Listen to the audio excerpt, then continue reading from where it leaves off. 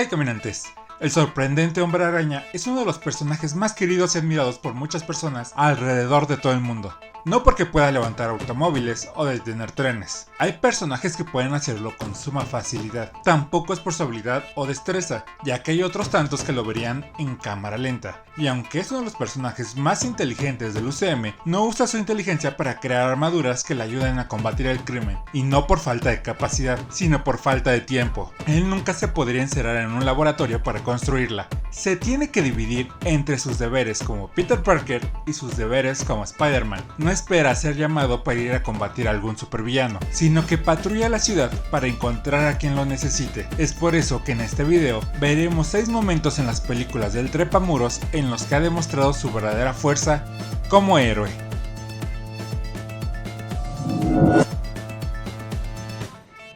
Siempre hemos visto a Spider-Man luchar en contra de lo que no es correcto, a favor de los débiles y desprotegidos. Y aunque lo hemos visto enfrentarse a seres más poderosos que él, aún al saber que no tendría ni una sola oportunidad de ganar, siempre se nos ha quedado el pensamiento de que si esa responsabilidad nace de su gran poder. ¿Pero Peter defendería lo que es correcto sin los poderes de la araña? La respuesta a esta incógnita la podemos encontrar en la primera película protagonizada por Andrew Garfield. Antes que la araña lo mordiera y le entregara sus poderes, Flash quería que le tomara una foto mientras maltrataba a uno de sus compañeros, a lo que Peter se niega, recibiendo un fuerte golpe por parte del bully. Aunque con el dolor y a sabiendas que volvería a ser golpeado, volvió a negarse, recibiendo ahora una patada. Pero no importaba cuántos golpes recibiera por parte del bravucón, Peter jamás aceptaría ser partícipe de la humillación de alguien más, demostrando que su corazón de héroe siempre estuvo dentro de él, con o sin poderes.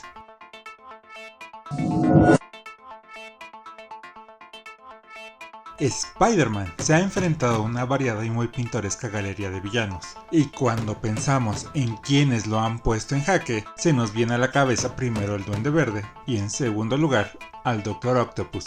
Pero antes de Homecoming, muy pocos pensarían en el Buitre, y no tanto por ser un villano blando en las historias del Trepamuros, ya que no lo es, sino por su diseño, y que salta a la vista que es un adulto mayor con un aspecto un tanto decrépito. Pero después de la interpretación de Michael Keaton, el Buitre se colocó en el top 3 de los mejores villanos del UCM, y es que demuestra que es un hombre frío y calculador cuando parece ser que el Trepamuros lo ha atrapado, pero tiene el control remoto de sus alas como as bajo la manga, destruyendo pilar tras pilar de la bodega donde se encuentra, provocando que la estructura del edificio se derrumbe sobre Spidey, quien apenas puede con el dolor y la desesperación al sentir que su fuerza no es suficiente para poder salir de ahí. Y aquí es donde vemos realmente la vulnerabilidad de un adolescente que está cursando apenas la preparatoria y que no habíamos podido ver en las anteriores entregas. Así que vemos su impotencia hasta que se da cuenta que nadie irá a ayudarlo, así que tendrá que sobreponerse y demostrar que es más que un traje,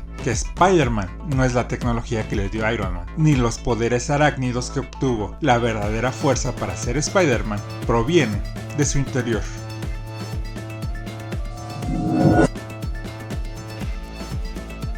Muchas personas creíamos que la muerte de Peter Parker en el universo Ultimate era solo un truco publicitario para vender más cómics, y que en algún momento después regresaría, o a quien habían matado realmente era un clon, como muchas veces lo hemos visto en las historias de superhéroes.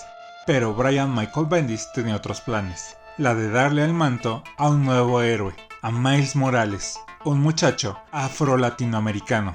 En ese momento muchos fuimos renuentes a que alguien que no fuera Peter Parker se hiciera llamar Spider-Man, pero pronto demostró que la idea era la correcta, y no solo dentro de los cómics, cuando varios niños empezaron a disfrazarse del Spidey de Miles Morales, pudiendo reflejarse en él. Esto se volvió la premisa principal de Spider-Man Into the Spider-Verse, la de recordarnos que todos podemos ser Spider-Man. Y no se trata que vayan y busquen una araña para meterla en el microondas para luego dejarse morder por ella. Se trata de dejar nuestros miedos para hacer lo correcto. Se trata de hacer ese salto de fe y esperar que nuestras habilidades sean quienes hablen. Y eso fue lo que vimos hacer a Miles. A pesar que arañas con más experiencia le decían que no podría, y peor aún, cuando él mismo se repetía que nunca lo lograría. Pero como el trepamuros que es, cuando realmente lo necesitaban, se sobrepuso a sus miedos para dar ese salto. tanto metafóricamente, al darse cuenta que tenía lo que se necesitaba para ser un Spider-Man, y que solo tenía que creer en sí mismo, y un salto literal, que fue genialmente animado y montado.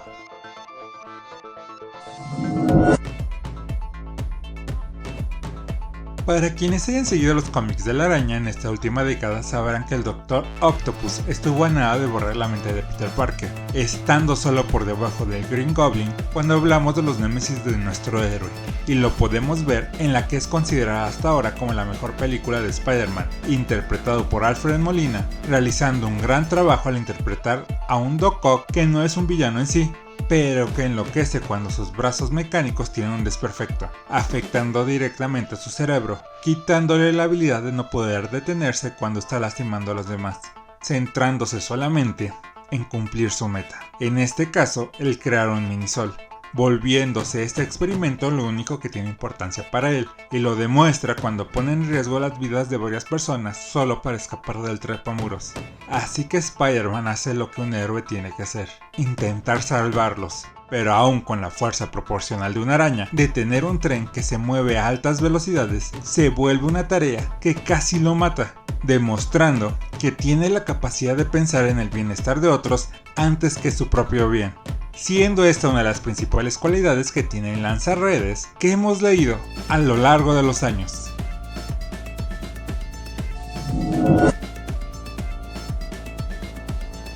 En 1973, en el cómic de Amazing Spider-Man 121, hubo un acontecimiento que cambió no solo la vida de Peter Parker, sino de los cómics en sí: la muerte de Gwen Stacy.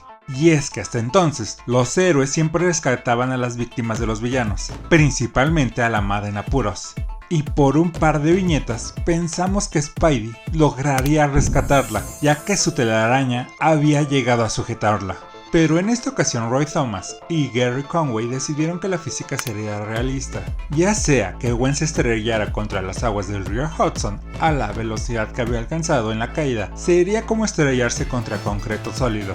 O bien, si eres como yo y crees que la onomatopeya en la viñeta se debe a que Gwen se rompió el cuello cuando Peter la sujetó con la telaraña, debido a las dos fuerzas opuestas, la de la velocidad en la caída contra la fuerza aplicada por Peter para detenerla, resultaron en el trágico destino de Gwen. Estas viñetas fueron adaptadas a la pantalla grande en la segunda entrega de Amazing Spider-Man. Para esta película se decidió que no habría cabida para la duda, por lo que aunque Peter la termina alcanzando, la telaraña no pudo desacelerar la caída de Gwen a tiempo, quien termina rompiéndose el cuello contra el piso.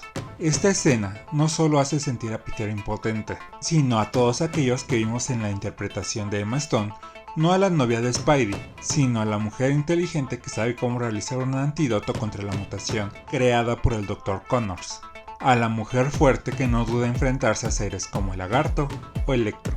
Una mujer que se ganó nuestros corazones por quien era. Su muerte llevó a Peter a una depresión que lo alejó de ser el trepamuros, pero si tenía que recordar a Gwen, no había mejor forma que ayudando a los demás, enfrentando a los villanos, como lo hizo alguna vez ella, aún sin tener poderes.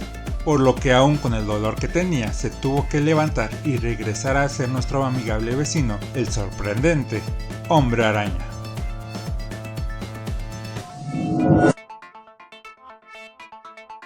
Un gran poder conlleva una gran responsabilidad. Esta frase fue dicha por Benjamin Parker a su sobrino Peter, como una enseñanza de que no solamente tienes que quedarte con los dones que se te han dado para ti mismo, sino que los tienes que usar para mejorar el mundo. Bueno, esta historia es cierta hasta cierto punto, ya que es innegable que escuchamos como se lo decía en la primera película de Sam Raimi y también en la primera película de Mark Webb. Y si buscamos podemos encontrar que estas palabras también se las dijo el tío Ben dentro del cómic, al menos en la línea Ultimate. Pero en el universo 616, estas palabras fueron dichas por el narrador de la historia, en el ya legendario Amazing Fantasy número 15, a modo de moraleja para el lector. Si lo pensamos un poco, nos daremos cuenta que el escritor de ese cómics no fue otro que Stan Lee, y por lo tanto esas palabras fueron dichas por él hacia nosotros. Palabras que resumen perfectamente cómo Peter Parker ve la vida. Él no volverá a dejar que otra persona sufra si él puede evitarlo, o al menos dará todo de sí para hacerlo, como cuando detuvo el tren rescató al niño de caer al río dejando escapar al lagarto, cuando se quería sacrificar para que los demás Spidey regresaran a su universo, o cuando rescató a su enemigo, aun cuando este lo dejó abandonado para morir aplastado, demostrando por qué es uno de los mejores superhéroes creados en las viñetas, ya que, aunque es muy probable que pueda fallar, él se esfuerza dando lo mejor de sí mismo. Son por estas razones, y muchas más, que muchas personas en el mundo somos seguidores fieles de este sorprendente superhéroe. Y para ustedes, caminantes, ¿cuál es su escena preferida de las películas de Spider-Man? ¿Qué cualidad del trepamuros es la que más les gustaría tener? Pueden dejar sus respuestas en los comentarios. No olviden suscribirse si aún no lo han hecho y compartir nuestros videos. Por mi parte, eso es todo. Yo soy Jack, desde Tierra 1.